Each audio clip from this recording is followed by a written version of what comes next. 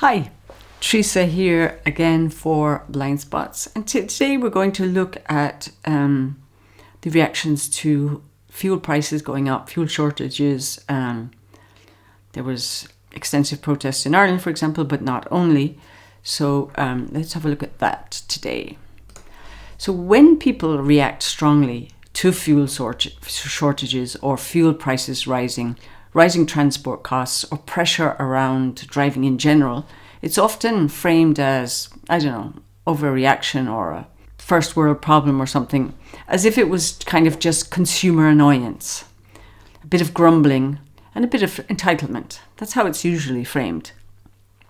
But for a lot of people across Europe, and not just Europe, the car isn't a hobby. It's not a luxury or an identity. Maybe the type of car you have is, but a car as the form of transport isn't. It's the bridge between home and wages and a lot of other things. And when that bridge becomes unstable, the panic or the dissatisfaction, it's not irrational, it's economic. In 2024, 30% of people in the European Union said they couldn't cope with an unexpected financial expense. That's nearly 1 in 3 people living without margin for any financial shock.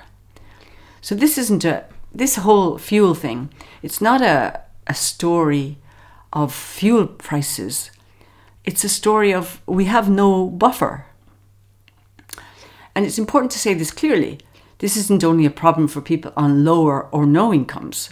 Obviously, this hits lower income households the hardest, but it reaches much further and wider than that.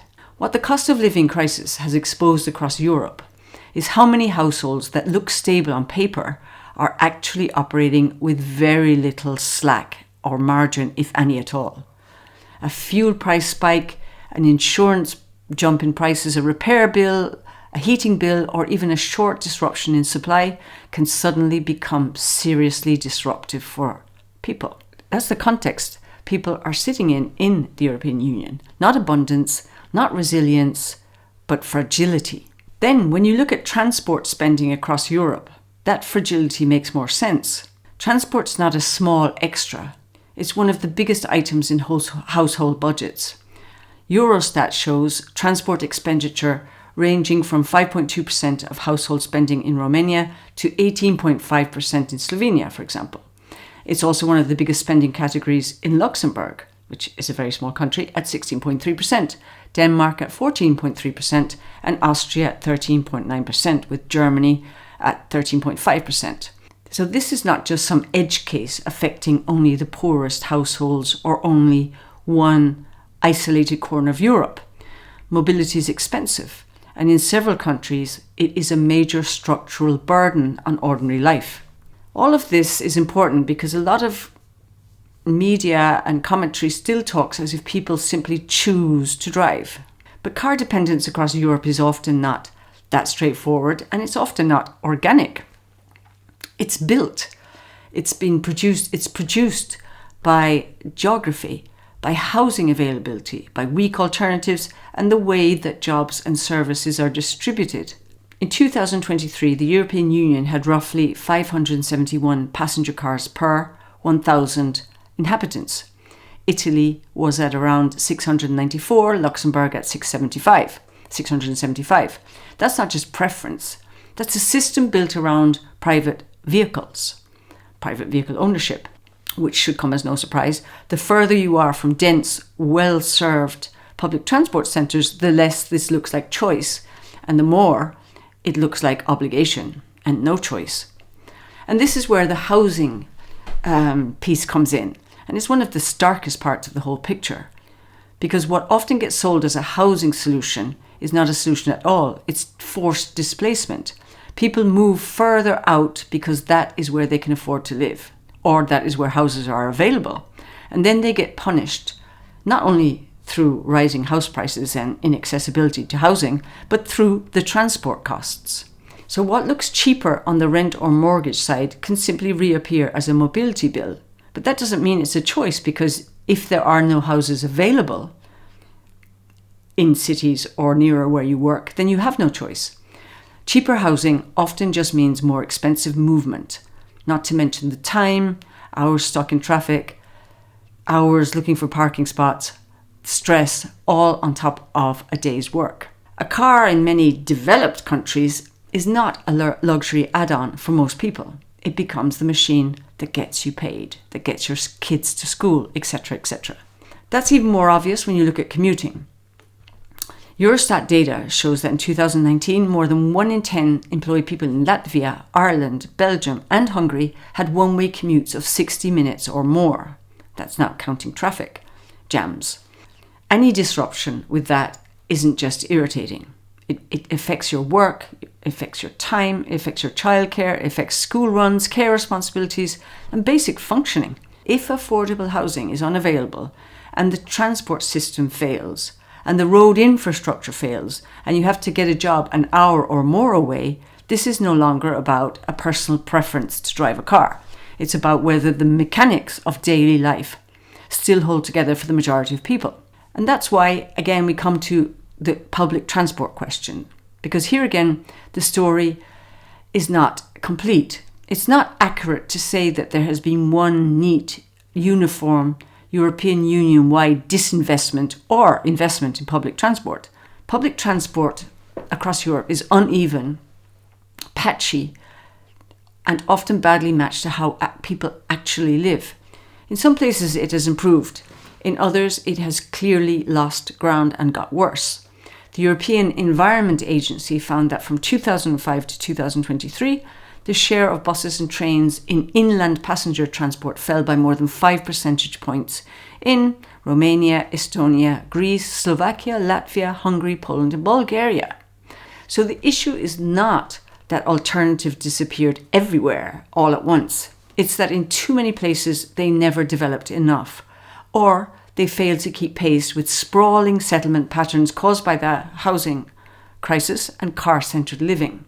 So that this can lead to false moralizing about car ownership, because people are often treated as though they are, selfish or backwards or anti-planet for depending on cars, when in reality many are just operating inside an infrastructure map that they did not design. They didn't choose where the buses don't go. They didn't choose where the jobs are concentrated. They didn't choose the school system or the housing market or the lack of safe alternatives for getting children to where they need to go. People are just trying to function inside of the different systems, the different ways that things have been built. That's why I think the deeper issue isn't about transport in the narrow sense. It's about the privatization of access to ordinary life. The risk and cost of participation have been pushed down onto households. You want to work? You fund the mobility. You want to stay warm? You fund the heating. You want your kids to get to school? Your family to get to appointments? The elderly to get to medical appointments? Your life to hold together? You must carry the cost of all that privately. And do it in a Europe where many households do not have much financial cushion in the first place. That's also why the link to heating matters, because this isn't just about cars. It's about household energy dependence looked at more broadly. The European Commission says energy poverty is mainly driven by 3 things: high household energy expenditure, low income, and poor energy performance of buildings and appliances. And in 2024, 9.2% of people in the European Union could not afford to keep their home adequately warm. In Bulgaria and Greece, that figure reached 19%. So the same households being squeezed by mobility costs are often also being squeezed by heating costs too. Not to mention food bills. Different bills, same vulnerability. A lot of this comes down to infrastructure. People are often told to just switch to public transport, switch to electric bikes, switch to newer cars, but many don't have real options to just do this switch because switching costs money. In rural areas especially, households can be stuck with whatever the local system allows. Delivered heating oil, expensive electricity, weak public transport, long drives, and no meaningful alternative because the infrastructure was never built. So this isn't just about personal choice or even just about the cost. It's about the fact that entire ways of living have been shaped around limited options. And then the burden of that limitation is pushed back onto ordinary people trying to survive. And that is the reality of things at the moment. And that's the trap. Because once the basics of life are all tied to costly, fragile energy use, and once households have little margin left to absorb shocks, price shocks, the public reaction to fuel pressure starts to make much more sense.